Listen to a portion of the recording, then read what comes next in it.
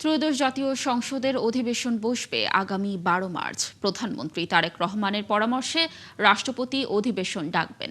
দুপুরে সচিবালয়ে প্রধানমন্ত্রীর সাথে বৈঠক শেষে সাংবাদিকদের এ তথ্য জানিয়েছেন স্বরাষ্ট্রমন্ত্রী সালাউদ্দিন আহমদ।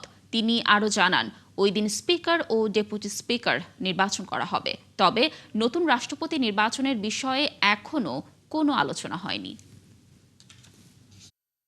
12 তারিখে মার্চে সংসদ অধিবেশন আহ্বান করা হবে এবং সেই অধিবেশনে কি কি কর্মসূচি থাকবে, কার্যসূচি, অর্ডার অব দি ডে, সে বিষয়ে আলোচনা হয়েছে।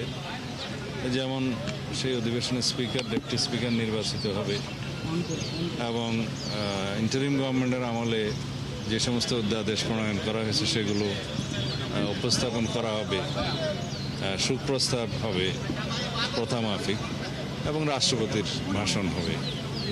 আর অন্যান্য যে সমস্ত বিষয় থাকবে সেগুলো পার্লামেন্টের রেগুলার যেগুলো জব সেগুলো।